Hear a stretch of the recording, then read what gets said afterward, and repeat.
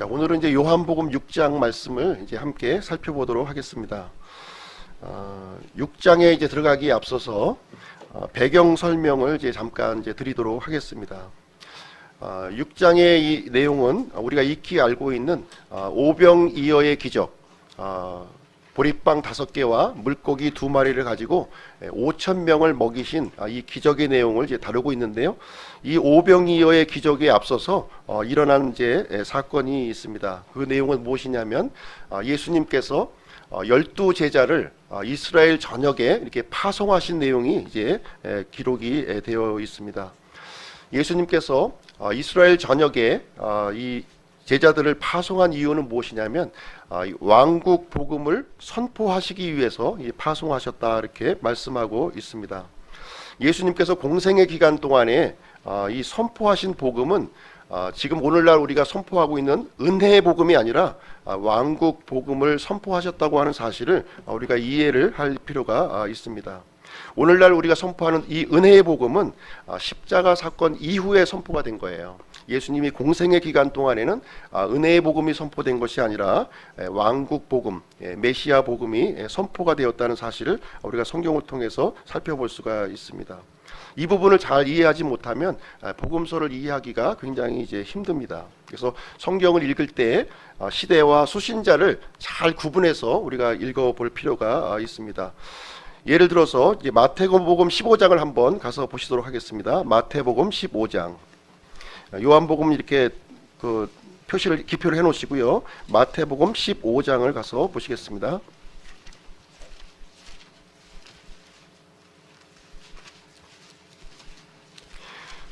마태복음 15장 24절인데요. 제가 갖고 있는 성경은 25쪽이 되겠습니다. 25쪽, 신약성경 25쪽입니다. 15장 24절 같이 한번 읽어보도록 하겠습니다. 시작. 그분께서 응답하여 이르시되 나는 이스라엘의 집에 잃어버린 양들 외에는 다른 데로 보내어지지 아니하였노라. 네, 그래서 예수님께서 육체의 몸을 입고 이 공생의 기간 동안에는 지금 이제 이스라엘을 위해서 유대인의 왕으로서 이 땅에 오셨고요. 이 땅에 세워질 이 메시아 왕국을 선포했다고 하는 사실을 우리가 알 필요가 있습니다. 로마서 15장 8절에도 보시면 찾아보지 않으셔도 됩니다. 로마서 15장 8절에도 보면 예수님을 할례자의 사역자로 이렇게 소개를 해주고 있습니다. 이 할례자라고 하는 것은 유대인을 말하는 거예요. 유대인의 사역자로 1차적인 목적으로 이 땅에 오신 것입니다. 그리고 십자가에서 이제 못 박혀 죽으시면서 이제 이방인을 위해서 은혜의 복음이 그때부터 선포가 되게 되었습니다. 그래서 복음서를 읽을 때에는 은혜의 복음으로 이해하지 마시고 왕국 복음을 선포하셨구나 이렇게 이해하시면 됩니다. 제자들도 선포한 복음이 왕국 복음을 이렇게 선포를 했었습니다. 이 내용이 이제 6장 오병이어의 기적이 일어나기 직전의 사건을 이제 다루고 있고요. 이제 예수님께서 이제 이스라엘 전역에 제자들을 이렇게 파송하실 때 제자들에게 특별한 권능을 이렇게 허락해 주셨어요. 특별한 권능이 무엇이냐면 부정한 영들을 내쫓게 하시고 온갖 종류의 질환과 질병을 고치게 하는 능력을 이렇게 주셨습니다. 이 권능의 원천은 제자들 자신에게 있었던 것이 아니라 예수님께서 이렇게 그들에게 제공을 해 주신 내용이 되겠습니다. 성경의 기적에 대해서 잠깐 좀 또 말씀을 드리도록 하겠습니다. 인류 역사 6,000년의 기간 동안 이렇게 살펴보았을 때 기적이 이렇게 일어났던 그 시기는 굉장히 극히 제한적으로 이렇게 이루어졌습니다. 모세 시대에 한 40년 정도 일어났고요. 엘리야와 또 그리고 엘리사 시대에 약 100년 동안 이렇게 기적이 일어났던 시기가 되겠습니다. 그리고 예수님의 공생의 기간 그리고 사도들의 시대 때에 이제 기적이 일어났던 것을 우리는 성경을 통해서 살펴볼 수가 있습니다. 전체 6,000년으로 이렇게 생각해 본다면 기적이 일어났던 시기는 불과 200년 남짓 이렇게 기적이 일어났던 것을 우리가 보게 됩니다. AD 90년경에 이제 성경이 완전히 완성이 되면서 이 기적은 이제 조금씩 이제 사라지게 되었습니다. 그렇다면 오늘날에는 기적이 일어나지 않는가 하는 부분이 좀 이제 의문시가 될 겁니다. 물론 기적이 오늘날에도 일어날 수가 있어요. 전능하신 하나님이시기 때문에 기적을 행하실 수가 있습니다. 성도들의 기도와 이 간구를 통해서 일어날 수가 있습니다. 그러나 모세 시대 그리고 예수님과 사도들 시대에 있었던 그와 같은 형태의 기적은 오늘날에 일어나지 않는다고 하는 사실이에요. 예를 들면 이 지팡이를 이렇게 대면은 이 강이 피로 변하고 죽은 사람이 즉시 일어나고 또 소경이 눈을 뜨고 안진뱅이가 일어나는 이와 같은 형태의 기적은 오늘날에 일어나지 않는다는 것입니다. 즉각적이고 이렇게 대종적인 기적은 오늘날에 일어나지 않고요. 오늘날에 이제 하나님께서 역사하시는 방법은 이런 기적으로 역사하시는 것이 아니라 이 완성된 하나님의 말씀, 이 완전한 하나님의 말씀을 통해서 이제 하나님께서 이 일을 해나가시는 그러한 시대가 되겠습니다. 성경에서 이제 기적이 일어났던 그 내용을 이제 살펴보시게 되면 대부분 이스라엘과 연관이 있다는 것을 보시면 될 것 같아요. 우리 교회하고 연관되어 있는 게 아니고요. 이스라엘과 연관되어서 이제 일어났습니다. 그래서 예수님께서 12제자를 이스라엘 전역에 이렇게 파송하시면서 강력한 이 표적으로서 이런 이 병고침과 이 부정한 영들을 내쫓게 하는 이런 권능을 허락하셨습니다. 그래서 이스라엘 전역이 발칵 뒤집어진 거예요. 이 제자들이 다니면서 2명씩 이렇게 짝지어서 보내줬는데요. 이제 이스라엘 전역이 발칵 뒤집어지게 되었습니다. 이때 가장 곤혹스러웠던 사람이 누구냐면 이제 헤롯 왕이었습니다. 헤롯 왕, 침례 요한을 죽였던 헤롯 왕이 가장 곤혹스러웠다고 지금 이제 우리에게 얘기를 해주고 있습니다. 누가복음 9장 말씀을 한번 보시겠습니다. 누가복음 9장 조금 뒤로 넘기셔서요. 누가복음 9장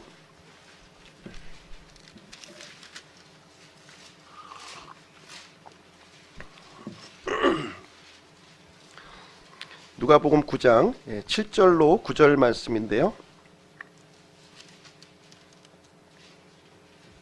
102쪽이 되겠습니다. 102쪽. 제가 읽어드리겠습니다. 이제 4분영주 헤롯이 그분께서 행하신 모든 일에 대하여 듣고 당혹스러워하니 이는 어떤 이들은 요한이 죽은 자들로부터 일어났다고 하고 어떤 이들은 엘리야가 나타났다고 하며 다른 이들은 옛 대언자들 중에 하나가 다시 일어났다고 하였기 때문이더라.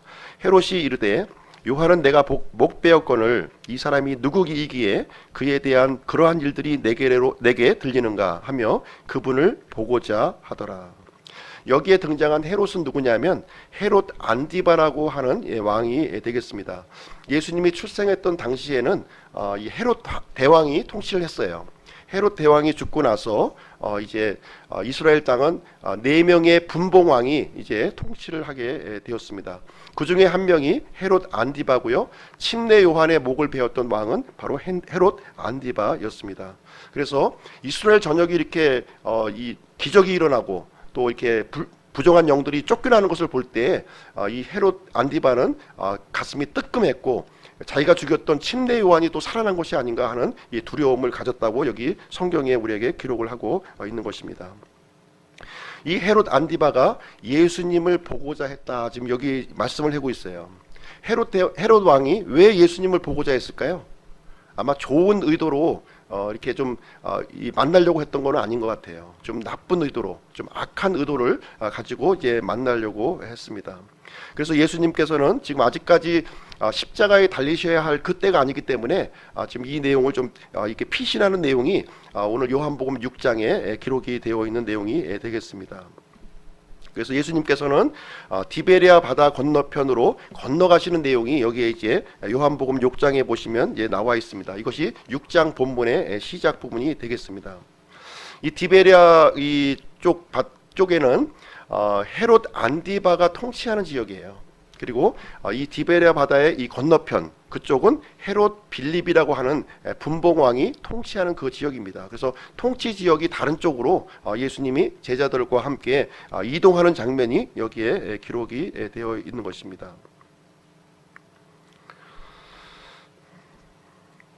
오늘 이제 살펴보게 될 오병이어의 기적은 우리가 잘 알고 있는 내용이고요. 가장 많은 예수님께서 행하신 기적 중에서 가장 많은 증인을 갖고 있는 그런 기적이 되겠습니다. 최소한도 12명의 제자가 이제 증인이고요. 또 5,000명 이상의 군중들이 이 기적을 직접 목격한 증인으로 등장하고 있습니다. 만약 이것이 사실이 아니라면 아마 누군가에 의해서 문제 제기를 했을 거예요. 그거 가짜예요, 사기예요 하고 아마 이 거론을 했을 것입니다. 그러나 성경은 실제의 사건, 실제의 지명, 실제의 사람들을 다루고 있는 실제의 내용을 우리에게 기록을 해주고 있습니다. 예수님께서는 많은 기적을 행하셨어요. 많은 기적을 메시아의 그 증표로서 많은 기적을 이렇게 행하셨습니다. 그 중에서 요한복음은 7가지를 추려서 요한복음에 기록을 하고 있습니다. 요한복음에 기록된 이 7가지의 기적은 우리에게 각각의 중요한 메시지를 우리에게 제공을 해주고 있습니다. 특별히 요한복음의 기록 목적은 무엇이냐면 요한복음 20장 31절에 나와 있듯이 예수님의 신성과 우리에게 영원한 생명에 대한 내용을 우리에게 이제 알려주고 있는 내용이 되겠습니다. 그래서 예수님께서 행하신 이 기적은 영원한 생명, 우리에게 신자에게 주어지는 이 영원한 생명에 관련된 메시지를 우리에게 주고 있는 내용이 되겠습니다. 7가지 기적을 잠깐 요약해서 말씀드리면요, 처음 3가지의 기적은 구원을 얻는 방법에 대해서 우리에게 알려주고 있어요. 그리고 마지막 3가지 기적은 구원을 얻은 이후에 우리에게 주어지는 결과에 대해서 우리에게 알려주고 있습니다. 그 가운데 끼어 있는 이제 기적이 4번째 기적이 되겠습니다. 오병이어의 기적인데요. 이 오병이어의 기적은 하나님께서 우리에게 구원을 주시는데 특별히 사람을 사용하신다는 것을 우리에게 알려주고 있는 내용이 되겠습니다. 그럼 오늘 본문의 말씀 요한복음 6장 말씀을 가서 보시겠습니다. 요한복음 6장 1절 말씀을 제가 읽어드릴게요. 이 일들 뒤에 예수님께서 갈릴리 바다 곧 디베랴 바다 건너편으로 가심에 이렇게 기록하고 있습니다. 오늘 말씀의 제목은 오병이어의 기적입니다. 이 일들 뒤에 이렇게 시작하고 있는데요. 지금 이제 5장과 6장에는 약 1년간의 시간이 지금 경과한 상황을 우리에게 말씀을 해주고 있습니다. 5장의 내용은 예루살렘 배경을 통해서 이루어지고 있고요. 예수님께서 공생의 기간 동안에 2번째 맞이하는 유월절이에요. 지금 6장의 내용은 지금 갈릴리 지역을 지금 배경으로 하고 있고 유대인의 명절 지금 3번째 예수님께서 맞이하는 3번째 유월절을 지금 이제 언급하고 있습니다. 그래서 5장과 6장 사이에는 한 1년 정도의 시간이 경과되었구나 이렇게 이해하시고 보시면 되겠습니다. 여기에 보시면 갈릴리 바다 곧 디베랴 바다 이렇게 언급하고 있는데요. 이 갈릴리 바다는 다양한 이름으로 이렇게 불려졌음을 성경 기록을 통해서 살펴볼 수가 있습니다. 구약 성경에는 긴네렛이라고 하는 이런 명칭을 사용했고요. 누가복음 5장에 보시면 게네사렛이라고 하는 명칭을 사용을 합니다. 그리고 오늘 본문의 말씀을 통해서는 디베랴라고 하는 이 명칭을 지금 이제 사용하고 있습니다. 이 디베랴라고 하는 호칭을 사용하는 이유는 무엇이냐면 당시에 로마 제국을 통치했던 황제의 이름이 무엇이냐면 티베리우스라고 하는 황제예요. 그래서 티베리우스라고 하는 이름을 이제 사용을 해서 이 긴네렛이라고 하는 지방을 티베리우스라고 이렇게 지금 변경해서 사용하고 있고요. 그 도시에서 바라보는 이 갈릴리 호수가 이제 디베랴 바다로 이렇게 호칭을 이제 불렀던 것입니다. 이 갈릴리 호수는 굉장히 큰 호수예요. 이스라엘 땅에서 큰 호수인데요. 이 남북으로 21km가 되고요. 동서로 12km가 되는 굉장히 큰 호수입니다. 그래서 때로는 호수라고도 불리기도 했고요. 때로는 바다라고 이렇게 불려지기도 했습니다. 예수님께서는 지금 계신 위치가 어디냐면 이 갈릴리 호수, 디베랴 호수의 왼쪽 편에 있었던 겁니다. 북서쪽에 이렇게 있었고요. 지금 이제 이 호수를 건너서 이 북동쪽으로 지금 이제 이동하시는 장면이 오늘 6장 말씀을 이제 우리에게 말씀해주고 있는 내용이 되겠습니다. 이 디베랴 바다 건너편에 있는 지역이 어느 지역이냐면 다른 성경의 기록을 보니까 벳세다 지역이라고 지금 우리에게 가르쳐주고 있습니다. 이 벳세다 지역은 좀 이제 우리에게 좀 익숙한 이제 마을의 이름인데요. 예수님의 제자 중에서 베드로와 안드레 그리고 빌립의 고향이 바로 벳세다예요. 그 지역으로 이제 이동하시고 이 벳세다 지역의 좀 한적한 곳, 외딴 곳으로 지금 제자들과 함께 이동하는 장면이 여기에 소개가 되고 있는 내용이 되겠습니다.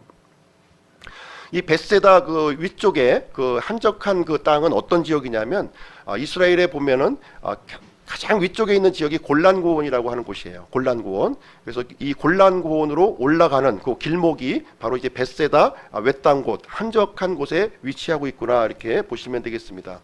이 골란고원은 바산이라고 하는 그 명칭으로 또 성경에서는 불려지고 있는데 굉장히 비옥한 목초가 이렇게 있는 그 암소들을 이제 키우는 그 광대한 목장이 펼쳐져 있는 그런 지역이 되겠습니다. 예수님께서는 그 광야 지역으로 지금 이제 이동을 하고 있는 내용이 되겠습니다. 2절 말씀 보실게요. 6장 2절. 큰 무리가 그분을 따르니 이는 그분께서 병든 자들에게 행하신 기적들, 즉 그분의 기적들을 그들이 보았기 때문이더라. 예수님께서 제자들과 좀 휴식을 취하기 위해서 사람이 없는 그런 한적한 곳으로 이제 이동하셨는데 예수님을 따라서 큰 무리가 지금 이제 예수님을 따라오는 내용이 거기에 2절 말씀에 기록이 되어 있습니다. 예수님을 찾았던 목적이 무엇이냐? 병든 사람들에게 행하신 기적 때문에 예수님을 찾아왔다 이렇게 얘기하고 있고요. 굉장히 큰 무리라고 지금 이제 소개를 해주고 있습니다. 예수님을 따르는 동기가 순수하지는 못했어요. 순수하게 예수님을 구원자로 받아들이려고 하는 것이 아니라 이 병 고침 때문에 예수님을 이렇게 찾아왔던 모습을 우리는 보게 됩니다. 믿음은 보는 것을 통해서 오는 것이 아니라 하나님의 말씀을 듣는 것을 통해서 오는 것입니다. 고린도후서 5장 7절에 보면 우리는 믿음으로 걷고 보는 것으로 걷지 아니하노라 이렇게 말씀하고 있습니다. 오늘날 사람들도 보시면 마찬가지 이유로 예수님을 이제 찾는 모습을 우리는 살펴볼 수가 있습니다. 병 고침을 받는 데에 대단히 열광을 하면서 이렇게 교회를 찾고 있는데요. 다양한 목적으로 예수님을 찾고 있습니다. 친교 목적으로 이렇게 찾으시는 분들도 있고요. 어떤 그 지적인 추구를 또 추구하기 위해서 교회를 또 찾는 경우가 있습니다. 또 어떤 사람은 먹기 위해서 또 교회에 오시는 분도 있고요. 또 어떤 분들은 또 일하기 위해서 교회를 오시는 분들이 있습니다.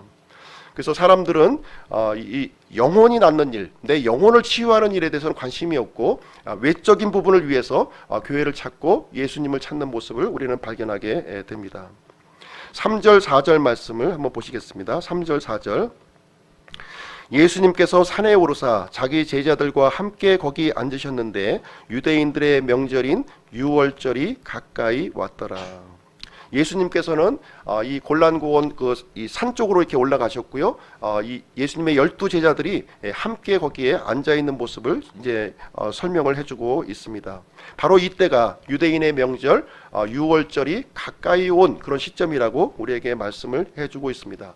예수님께서 이렇게 산에 오르셨다 하는 말은 믿지 않는 세상으로부터 이렇게 떠나셨다고 하는 의미를 갖고 있습니다. 그때 예수님과 함께 했던 사람들은 누구냐면 예수님의 12 제자들, 소수의 사람들만 예수님과 함께 이렇게 머물러 있는 모습을 우리는 보게 됩니다.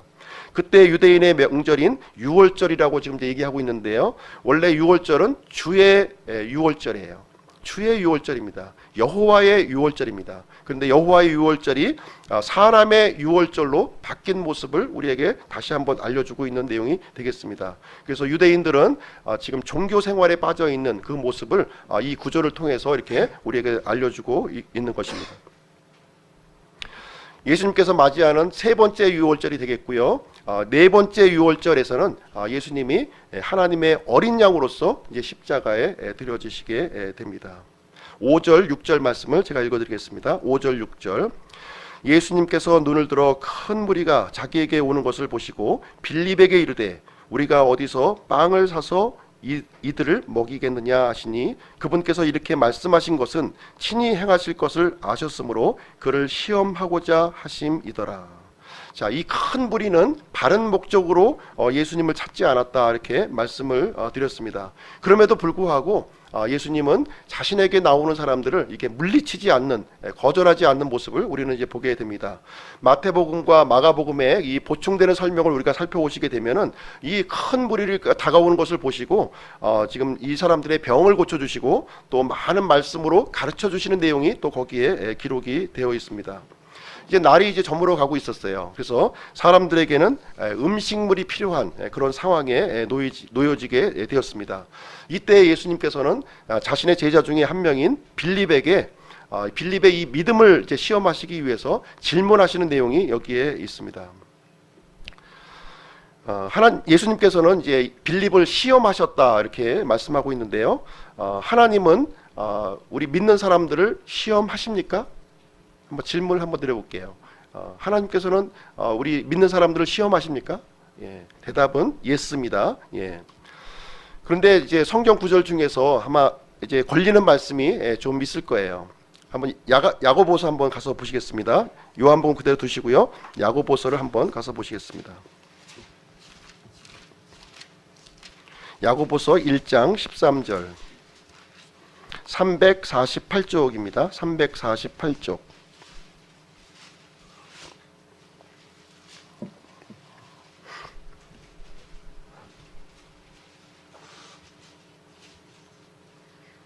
(348쪽) 1장 13절 같이 한번 읽어보실게요. 시작. 아무도 자기가 시험을 받을 때에 내가 하나님께 시험을 받는다 하지 말라. 하나님께서는 악으로 시험을 받지도 아니하시고 친히 아무도 시험하지 아니하시느니라. 성경 기록을 살펴보시면 어떤 데에는 하나님께서 시험하신다 이렇게 분명하게 말씀하고 있고요. 또 야고보서의 말씀을 보시면 친히 아무도 시험하지 아니하시느니라 이렇게 기록이 되어 있어요. 그래서 혹자는 이것이 성경의 오류라고 이렇게 주장하시는 분들도 있고요. 둘 중에 어느 말씀이 이제 맞는 것인지 고민하시는 분들이 이제 많이 있습니다. 야고보서 1장 13절의 말씀을 이제 잠깐 이제 드리도록 하겠습니다. 친히 아무도 시험하지 아니하시느니라 이렇게 하나님께서 말씀을 이제 해주셨는데요. 여기서 시험이라고 하는 영어 단어는 tempt라는 단어를 사용하고 있습니다. tempt. 이 tempt라고 하는 단어는 이게 두 가지 의미로 우리에게 사용이 되어지고 있어요. 미혹한다는 의미를 갖고 있고 또 하나는 테스트한다는 의미를 두 가지 의미를 갖고 있는 거예요. 성경에서도 보면은 와인이라고 하는 이 단어가 포도즙으로 이제 번역이 되기도 하고 포도주로 이렇게 번역이 되기도 합니다. 문맥에 따라서 이것을 어떤 식으로 번역해야 될 건가 하는 것은 우리가 이제 살펴볼 수가 있는데요. 야고보서 1장 13절의 이 시험은 어떤 시험이냐면 미혹을 하는 시험이 아니라 이게 테스트하는 시험을 미혹하는 시험을 얘기하고 있는 거예요. 나쁜 시험을 얘기하고 있는 것입니다. 지금 야고보서 1장 13절은 그 미혹하는 시험을 우리에게 말씀해주고 있는 것이고요. 하나님께서는 미혹하는 시험을 우리 신자들에게 하지 않으신다는 거예요. 그 얘기를 우리에게 말씀을 해주고 있습니다. 그러나 테스트의 의미로서의 시험은 하신다는 것을 우리에게 말씀해주고 있습니다. 그래서 하나님께서는 구약성경에 아브라함도 시험을 이제 하셨고요. 그리고 광야에 있던 이스라엘 백성들을 시험한 내용을 우리에게 알려주고 있습니다. 그래서 하나님께서 하시는 시험은 우리를 연단하고 우리의 믿음을 더 견고하게 튼튼하게 하시기 위해서 시험을 하시는 거고요. 마귀가 하는 이 시험은 우리의 믿음을 넘어뜨리고 우리를 멸망에 이끌려고 하기 위해서 시험을 하는 내용이 되겠습니다. 야고보서 1장 13절은 이 마귀의 시험, 미혹하는 시험을 얘기하고 있는 것이고요. 그런 의미에서 하나님께서는 시험하지 아니하신다 이렇게 우리에게 말씀을 해주고 있는 내용이 되겠습니다. 이 요한복음에 나와 있는, 다시 요한복음 돌아오셨어요. 요한복음에 나와 있는 영어 단어 시험은 prove라는 단어를 사용을 하고 있습니다. prove. 그래서 이제 이 요한복음에 나와 있는 시험은 입증한다고 하는 의미예요. 우리 속에 있는 이 믿음을 입증한다는 의미에서 시험을 이제 하고 계신 것이고요. 예수님께서는 이 빌립의 믿음을 입증하기를 지금 이제 원하시는 내용을 우리는 이제 볼 수가 있는 것입니다. 하나님께서는 우리 믿는 사람들을 이제 시험을 하셔요. 마치 학교에서 우리가 시험 보는 것처럼 중간고사도 보고 또 이제 기말고사도 보고 또 이제 퀴즈도 이제 보듯이 하나님께서는 우리에게 시험을 우리에게 해 주십니다. 하나님으로부터 오는 시험은 우리가 두려워할 필요가 없어요. 두려워할 필요가 없습니다. 왜냐하면 이 시험을 통해서 더 성장하게 하고 우리의 믿음을 더 견고하게 하기 위해서 시험을 우리에게 주는 것입니다. 믿음의 분량에 따라서 시험을 주십니다. 여기 현우하고 이제 하람이 있지만 하람이에게 미적분 문제 이렇게 안 내요. 절대로 안 냅니다. 그 수준에 맞는 시험을 우리에게 주시는 거예요. 우리 믿는 사람 각자에게도 하나님께서는 이 믿음의 분량대로 감당할 만한 시험을 우리에게 주시는 것을 볼 수가 있습니다. 그래서 하나님의 이 시험을 통해서는 우리가 한 단계 더 믿음을 성장시켜 나가는 것을 볼 수가 있고요. 이 빌립의 이 시험을 통해서도 예수님께서는 이 빌립의 믿음을 더 견고하게 하기 위해서, 튼튼하게 하기 위해서 주시는 시험이구나 하는 것을 우리는 보시면 되겠습니다. 하나님께서는 우리의 믿음을 입증할 수 있는 이 기회를 여러 가지 그 방법을 통해서 우리에게 기회를 우리에게 주십니다. 예를 들면 환경을 통해서 주시는 거예요. 어려운 환경을 주는 거예요. 어려운 환경을 허락을 하셔서 그 어려운 환경을 잘 극복하는지 못하는지 우리가 하나님께서는 확인하신다는 겁니다. 우리가 자녀들을 키울 때도 마찬가지예요. 어린아이 앞에 조그마한 장애물을 놓아서 그것을 잘 건너가는지 못 가는지 우리가 살펴보잖아요. 마찬가지로 하나님께서도 이런 어려운 환경을 때로 허락하실 때가 있는데 그것을 통해서 우리의 믿음을 이렇게 좀 증대시키기 위해서 주신다고 하는 사실입니다. 때로는 까다로운 사람을 우리가 만나게 하는 경우가 있습니다. 이 까다로운 사람을 우리에게 허락하시는 이유도 이렇게 우리 그것을 통해서 우리가 멸망하고 또 우리가 또 퇴보하기 위해서 주시는 것이 아니라 그것을 통해서 나의 모난 부분이 이게 다듬어지고 성숙하게 하기 위해서 사람들의 까다로운 사람들을 또 허락을 하시게 됩니다. 직장에도 까다로운 사람이 있고요. 또 학교에 가도 까다로운 사람이 있고요. 어디에 가나 까다로운 사람이 있습니다. 그 까다로운 사람이 이 부정적인 면으로 들이시지 마시고요. 그것을 통해서 하나님이 나를 이렇게 성숙하게 하려고 하는구나 이렇게 받아들이시면 되겠습니다. 이 하나님께서 주시는 이 시험에 넘어지시면 안 돼요. 넘어지지 마시고요. 나의 믿음을 입증하는 소중한 기회로 삼아주시면 좋겠습니다. 내가 이 장소, 현재 내가 이기지 못하면 다음에 다른 환경이 주어진다 하더라도 이길 수가 없는 것입니다. 우리의 믿음은 환경과 시간의 문제가 아니라요. 우리의 믿음의 문제요. 우선순위의 문제인 것을 우리에게 말씀해주고 있는 것입니다. 자, 요한복음 6장으로 한번 다시 돌아가서 보시도록 하겠습니다. 요한복음 6장 7절 말씀 보겠습니다. 이 예수님의 시험에 대해서 빌립은 어떤 답안지를 지금 이제 제출하고 있는지 빌립의 답안지를 한번 보시도록 하겠습니다. 7절 말씀인데요. 같이 한번 읽어보시죠. 시작. 빌립이 그분께 대답하되 그들이 각각 조금씩 받을지라도 200데나리온 어치의 빵이 그들에게 충분치 아니하리이다. 어떻게 빌립의 답안이 모범 답안이라고 생각하시나요? 이 빌립은 굉장히 수치 계산에 아주 굉장히 빨랐던 그런 사람이었던 것 같습니다. 이 몰려온 군중들의 숫자를 쭉 이렇게 살펴보니까 대충 보니까 남자만 5,000명인 거예요. 그래서 어린아이와 또 이제 여자들은 이제 성경 시대에 숫자에 집어넣지 않았기 때문에 최소한도 10,000명 이상의 사람들이 군중이 이제 몰려들어 있는 것입니다. 그래서 이 빌립은 200데나리온 어치로 지금 이제 계산을 한 거예요. 200데나리온 정도면 이 사람들을 이게 음식물을 제공할 수 있겠다 이렇게 생각을 한 겁니다. 이 데나리온은 하루 노동자가 일하는 품삯에 해당이 됩니다. 그래서 200데나리온이면 노동자가 200일 동안 일할 수 있는 그 품삯이 되겠어요. 그래서 요즘에 이제 하루 일당 한 10만 원으로 계산하면은 이 빌립의 계산으로는 2천만 원 정도만 있으면 이 사람들 음식물을 제공할 수가 있고 아마 조금 좀 부족할 듯 싶습니다 하는 것이 빌립의 답변입니다. 빌립은 사람들의 숫자만 지금 이제 바라본 거예요. 그렇죠? 예. 함께하고 계시는 예수님을 계산에 넣지 않았던 것입니다. 모범 답안이라고 한다면 예수님을 계산에 넣어야 되는데 예수님이 빠져 있는 거예요. 그래서 조금씩 받을지라도 이 5,000명, 10,000명이 되는 사람이 조금씩 받을지라도 이렇게 빌립은 이제 말을 하고 있습니다. 예수님께서 조금씩 주시는 분이십니까? 그렇지 않지요. 예수님은 우리에게 주시되 풍성하게 넘치도록 주시는 분이 바로 예수님이십니다. 이 빌립은 불가능한 환경을 바라보았고요. 아무것도 없는 이 황량한 들판만 지금 이제 바라보고 있었던 것입니다. 이 200데나리온이라고 하는 이 내용을 통해서 이 빌립의 불신을 우리가 적나라하게 살펴볼 수가 있습니다. 성경에 보시면 200이라고 하는 이 숫자가 불신과 하나님과의 악한 관계를 지금 이제 설명해주고 있는데요. 예를 들어서 한번 말씀드릴게요. 사사기 17장에 가서 보시면 미가라고 하는 사람이 등장해요. 미가라고 하는 사람이 어머니하고 이렇게 대화하는 중에 이제 우상을 하나 이제 만드는 장면이 거기에 나오고 있는데 우상을 만드는 대가로 얼마를 지불하냐면 은 200세겔을 지불하게 됩니다. 그래서 200세겔은 우상을 만드는 비용과 이제 연관이 있구나 하는 사실을 우리가 알 수가 있는 것이고요. 사무엘상 30장에 가서 보시면 다윗과 600명의 용사가 거기에 등장을 합니다. 다윗과 600명의 용사가 전쟁하러 나가는 거예요. 그런데 거기서 낙오자가 생깁니다.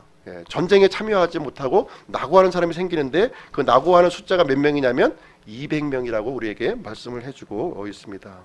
그리고 사무엘하 14장에도 보시면 이 압살롬이라고 하는 사람이 이제 등장을 하는데 이 다윗의 아들이죠. 이 반역을 했던 이 압살롬이에요. 근데 이 압살롬이 머리숱이 굉장히 많았던 거예요. 머리숱. 그래서 이 머리숱을 이제 1년에 한 번씩 이제 머리를 깎는데 그 머리 무게를 이렇게 재어 보니까 몇 세겔? 200세겔. 200세겔이 되었다 이렇게 얘기하고 있습니다. 그리고 요한계시록에 가서 보시면 예수님을 대적하는 그 기병의 숫자가 이제 등장하는데요. 거기에 보시면 2억 명이 나와요. 2억 명. 200의 배수의 숫자로 이렇게 등장을 하게 됩니다. 그래서 성경에서 200은 이렇게 우상과 관련이 되어 있고 또 이렇게 죽음과 저주와 관련된 숫자이구나 하는 사실을 우리는 알 수가 있는 것이고요. 이 빌립의 입에서 나오는 이 200 데나리온이라고 하는 말은 이 불신과 지금 이제 연관이 되어 있구나 하는 사실을 우리는 볼 수가 있습니다. 그래서 우리는 환경을 바라보면 실족하는 것이고요. 그러나 예수님을 바라보게 되면 모든 문제가 해결이 되는 것인데 빌립은 예수님을 바라보는 데서 실패하는 모습을 우리는 이 내용을 통해서 보게 되는 것입니다. 8절 9절 말씀을 한번 가서 보시겠습니다. 8절 9절. 그분의 제자들 중에 하나이며 시몬 베드로의 형제인 안드레가 그분께 아뢰되 여기 한 소년이 있는데 그가 보리빵 5개와 작은 물고기 2마리를 가지고 있나이다. 그러나 그것들이 이 많은 사람들에게 얼마나 되겠나이까 하니. 자, 안드레라고 하는 제자가 지금 이제 등장하고 있죠. 안드레는 과연 어떤 그 예수님 앞에 답안지를 제출했을까요? 그 내용을 한번 자세하게 살펴보면 안드레는 굉장히 그 주님의 귀한 그 제자 중에 한 분이시죠. 안드레는 성경에 4번 이렇게 등장합니다. 4번 등장하는데 처음에 자신의 형 베드로를 예수님 앞으로 인도하게 됩니다. 지금 오늘 본문의 내용에서도 보시면 어린 소년 한 명을 예수님 앞에 이렇게 또 데려오는 장면을 볼 수가 있어요. 그래서 안드레는 사람을 이렇게 예수님 앞으로 인도하는 사람이었구나 하는 사실을 우리는 알 수가 있습니다. 그러나 이 안드레에게도 역시 믿음의 한계치를 우리는 이제 보게 되는 것입니다. 안드레 역시 예수님을 계산에 넣지 않았어요. 물론 어린 나이에 이 도시락을 예수님 앞으로 가져오기는 했지만 예수님을 계산에 넣지 않는 반쪽짜리의 이 답안지를 인 것을 우리는 보게 됩니다.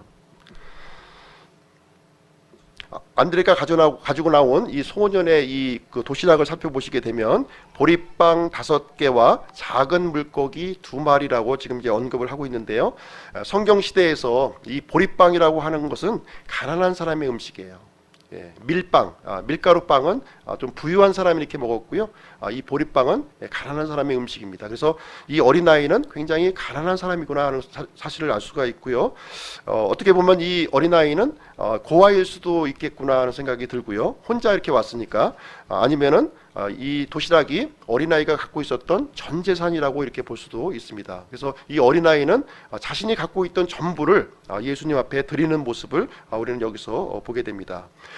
이 안드레가 이제 어린아이의 이 도시락을 이제 예수님 앞에 가지고 오면서 얼마나 되겠나이까 이렇게 이제 말하는 장면이 여기에 나오고 있는데요. 사실 이제 이 도시락이 한 사람 먹기에도 부족한 양이에요. 어린아이가 먹으면 딱 맞는 양인데 사실 사람들을 위해서 내놓았다기보다는 예수님을 위해서 예수님이나 좀 드시죠. 다른 사람들은 뭐 좀 이렇게 제쳐놓으시고 수고하셨으니까 예수님만 드십시오 하는 의미도 포함이 될 수가 있겠습니다. 10절 말씀 보겠습니다. 10절. 예수님께서 이르시되 그 사람들을 앉게 하라 하시매 이제 그곳에 잔디가 많으므로 이에 그 사람들이 앉으니 수가 5천쯤 되더라. 예수님은 이 제자들의 불신앙을 책망하지 않으셨어요. 사람들을 이렇게 앉게 하시도록 이렇게 제자들에게 명령을 했습니다. 그때 제자들은 예수님의 명령에 순종해서 사람들을 이제 앉게 했는데 마가복음 6장 40절 말씀에 보니까 이 100명씩, 50명씩 이렇게 무리지어서 이렇게 앉게 하도록 하는 장면을 우리가 볼 수가 있습니다. 무질서하게 이렇게 앉았던 것이 아니고요. 질서 있게 50명, 100명 단위로 이렇게 음식을 먹을 수 있도록 이렇게 질서 있게 앉게 했습니다. 자, 예수님께서 이제 무리들을 앉게 하셨고요. 어떻게 이 사람들에게 음식물을 제공하는지 그 내용에 대해서 한번 보시도록 하겠습니다. 11절 보겠습니다. 11절 같이 한번 읽어보시죠. 시작. 예수님께서 빵을 집으사 감사를 드리신 뒤에 제자들에게 나누어 주시니 제자들이 자리를 잡은 자들에게 나누어 주고 또 그와 같이 물고기도 그들이 원하는 대로 주시더라. 예수님의 해결책이 11절에 우리에게 소개가 되고 있는데요. 예수님께서는 빵을 집으사 감사를 드리셨다고 여기에 기록하고 있습니다. 한 사람이 먹기에도 부족한 양임에도 불구하고 제자들이 충분치 아니하리이다. 얼마나 되겠습니까? 이렇게 말했지만 예수님은 감사를 드리셨고 그 음식을 제자들을 통해서 나누어 주도록 이렇게 하시는 장면이 여기에 기록이 되어 있습니다. 하나님께서는 작은 것을 들어서 이렇게 사용하시는 그런 하나님이신 것을 우리에게 성경은 가르쳐주고 있습니다. 예를 들어서 말씀드리면요, 나일 강가에 있던 작은 어린아이의 이 울음소리를 통해서 파라오 공주의 마음을 움직이도록 이렇게 하셨습니다. 그리고 모세의 지팡이를 또 사용하셔서 홍해를 가르는 데 이렇게 사용을 해주셨어요. 그리고 다윗의 이 물맷돌을 사용하셔서 이 거대한 이 거인 골리앗을 쓰러뜨리도록 이렇게 하셨습니다. 그리고 포로로 잡혀왔던 이 히브리 여종을 통해서 시리아의 나아만 장군을 엘리사에게 오도록 이렇게 만드는 장면을 우리가 볼 수가 있습니다. 예수님께서는 이 작은 어린아이가 드렸던 이 보릿빵 5개, 물고기 2마리를 가지고 사용하시는 장면이 여기에 기록이 되어 있습니다. 이 작은 것이 예수님의 손 안에 들어갔을 때 달라졌다, 이렇게 우리에게 알려주고 있는 내용이 되겠습니다. 순식간에 놀라운 기적이 여기에 일어난 것이에요. 예수님의 손에서 끊임없이 이 빵 조각이 흘러나오는 모습을 이제 나오게 된 거예요. 제자들은 예수님 손에서 흘러나오는 이 빵을 가져다가 공급해 주기에 바쁘게 되었다고 지금 말씀을 해주고 있습니다. 예수님은 이 기적을 행하는 일에 있어서 어린아이의 도시락을 사용하셨고요, 제자들의 손과 발을 사용하는 모습을 여기에서 볼 수가 있습니다. 예수님의 손 안에 들어가기만 하면 달라진다고 하는 사실 믿으십니까? 무가치한 것이 가치인 것으로 바뀌어지고요, 죽음이 생명으로 바뀌어지고요, 부족한 것들이 차고 넘치는 풍성한 것으로 바뀌어진다고 하는 사실입니다. 그리고 죽을 수밖에 없었던 우리 죄인들이 예수님의 손 안에 들어가게 되면 의로운 우리가 의인으로 변모되는 것을 우리는 보게 됩니다. 예수님께서는 이제 제자들을 이렇게 사용해 주셨고요, 오늘날에는 우리 믿는 사람들을 하나님의 동력자로 삼아 주신다고 우리에게 말씀해 주고 있습니다. 이 내용은 오늘날에도 동일하게 이 원칙이 적용이 되고 있습니다. 예수님께서는 우리 신자들에게 은혜의 복음을 맡겨 주셨어요. 은혜의 복음을 맡겨 주셨습니다. 그리고 그 복음을 사람들에게 전달하도록 이렇게 해 주셨습니다. 예수님은 빵뿐 아니라 물고기도 이렇게 나누어 주셨는데요, 여기 성경 말씀에 보니까 원하는 대로 주셨다, 이렇게 기록이 되어 있습니다. 원하는 대로, 이 말씀에 한번 주목해 보시기 바랍니다. 얼마나 귀한 말씀인가요? 예수님의 공급은 멈추지 않았고요, 모든 사람의 채울 때까지 풍성이 넘쳐 흘렀다고 여기에 기록이 되어 있습니다. 12절 말씀 보시겠습니다. 12절 그들이 배부른 뒤에 그분께서 자기 제자들에게 이르시되 남아있는 조각들을 거두어 잃어버리는 것이 없게 하라 하심으로. 질문을 한번 또 드리겠습니다. 제자들은 음식을 먹었을까요? 안 먹었을까요? 못 먹었을 것 같습니다. 배가 고팠을까요? 안 고팠을까요? 배고픈 줄도 몰랐을 것 같아요. 참 행복감에 예수님께서 나오는 그 기적 같은 그 음식을 아마 전달해 주기에 아마 분주하게 움직였을 것으로 생각이 됩니다. 예수님의 양식은 아버지의 뜻을 행하는 것이라 이렇게 말씀해 주셨고요, 지금 이 제자들의 양식은 예수님의 뜻을 행하는 것임을 우리는 이제 보게 되는 것입니다. 배고픈 줄도 몰랐고요, 행복감에 넘쳐 흘러났습니다. 그래서 제자들은 알지 못하는 양식으로 이 포만감을 느꼈음을 우리는 이제 이 내용을 통해서 볼 수가 있습니다. 남아있는 조각들을 거두어 잃어버리는 일이 것이 없게 하라 이렇게 말씀을 해주고 있습니다. 사람들은 충분히 먹었고요. 어린 나이에 이 볼품없는 도시락이지만 충분히 먹었고 많은 음식이 남았다고 기록하고 있습니다. 예수님은 그 남아있는 음식이 잃어버리는 일이 없게 하라 이렇게 얘기를 해주고 있습니다. 예수님께서 우리에게 주신 것들이 많이 있죠. 우리의 몸도 주셨고 우리의 재물도 주셨고 우리의 시간도 주셨고 우리에게 사랑도 주셨고 섬김도 주셨습니다. 주님께서 주신 모든 것들을 이제 잃어버리는 일이 없게 하라는 거예요. 허비하는 일이 없게 하라 이렇게 얘기하고 있습니다. 주님께서 주신 것들을 하나님의 영광을 위해서 다시 드려야 될 것을 우리에게 가르쳐주고 있는 말씀이 되겠습니다.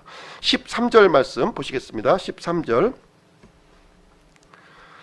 같이 한번 읽어보시죠. 시작. 그들이 그것들을 함께 거두고 충분히 넘치게 먹은 자들이 남긴 보리빵 5개의 조각들로 12바구니를 채웠더라. 처음 있는 것보다 더 많은 음식물이 지금 남아있어요. 12바구니가 남았다 이렇게 우리에게 말씀해 주고 있습니다. 우리가 하나님께 드리는 이 희생은 절대 손해보는 일이 없음을 우리에게 말씀을 해주고 있습니다. 우리가 드린 것 이상으로 주님께서는 우리에게 보상해주는 분이십니다.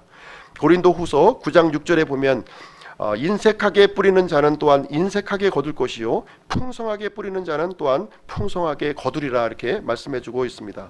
사도행전 20장 35절에도 주 예수님께서 말씀하시기를 주는 것이 받는 것보다 더 복되도다고 이렇게 말씀을 해주고 있습니다. 이 12바구니에는 누구의 몫이 되었을까요? 이 12바구니의 몫은 이 예수님으로부터 나온 음식물을 공급해준 12제자의 몫이 되었습니다. 예수님은 제자들에게 충분한 이 순종의 대가로 충분한 보상을 허락해 주셨습니다. 14절 말씀 보시겠습니다. 14절 그때 그 사람들이 예수님께서 행하신 그 기적을 보고 이르되 이분은 진실로 세상에 오실 그 대언자시로다 하더라. 자, 이 기적을 맛본 백성들의 고백을 한번 보시기 바랍니다. 어떻게 고백하고 있냐면 세상에 오실 그 대언자라고 이렇게 고백을 하고 있습니다. 신명기 18장에 나오는 이 모세와 같은 그 대언자임을 이제 고백하고 있습니다. 그러나 이 고백은 진정한 고백이 아니었어요. 예수님을 구원자로 받아들이는 고백이 아니었고요. 죄와 사망의 구출자로 고백하는 것이 아니라 이 빵을 먹고 배불렀기 때문에 하는 이런 고백이었습니다. 단순히 경제적인 메시아 그리고 왕으로 삼고자 하는 그런 고백이었음을 우리는 이제 이어지는 내용을 통해서 우리는 살펴볼 수가 있습니다. 본문의 내용을 다시 한번 재구성을 한번 해드리도록 하겠습니다. 이 광야에서 이 백성들은 굶주린 채 이렇게 있었어요. 굶주린 채 스스로의 힘으로는 어떠한 것도 할 수 없는 아무런 방법이 없는 그런 상황에 놓여 있었습니다. 오직 예수님만이 이 사람들의 필요를 채울 수가 있었습니다. 예수님께서는 이 광야에 있는 백성을 먹이실 때 하늘의 만나를 내려주시지도 않았고요. 메추라기를 불러주시지도 않았습니다. 어린 나이에 도시락을 사용하셨고 제자들의 이 순종을 사용하셨다고 하는 사실을 우리에게 알려주고 있습니다. 예수님의 손안에 있는 이것들을 제자들에게 건네주셨고요. 이 제자들은 이 백성들에게 이 내용을 전달하도록 이렇게 만들어주심으로 말미암아 오병이어의 기적을 통해서 5,000명을 먹이시는 일을 진행하셨다고 우리에게 말씀해 주고 있습니다. 오늘날 우리 신자들도 예수님께서 주신 것 그것을 가지고 우리가 사람들에게 전달해 주기만 하면 되는 거예요. 그것을 통해서 하나님께서는 이 놀라운 기적을 이제 오병이어와 같은 기적을 이 시대에도 일으켜 주시겠다고 우리에게 말씀을 해주고 있습니다. 그래서 주님께서는 주님의 명령에 순종하는 사람을 찾으신다는 거예요. 그래서 어린 나이와 같은 작은 헌신을 지금 주님께서는 찾고 계십니다. 그러할 때 우리에게 차고 넘치는 주님의 은혜를 경험할 것이라고 우리에게 말씀을 해주고 있습니다. 결론을 제가 드리도록 하겠습니다. 주님은 사람을 통해서 일하신다는 거예요. 이 오병이어의 기적을 통해서 주님은 사람을 통해서 일하신다는 것입니다.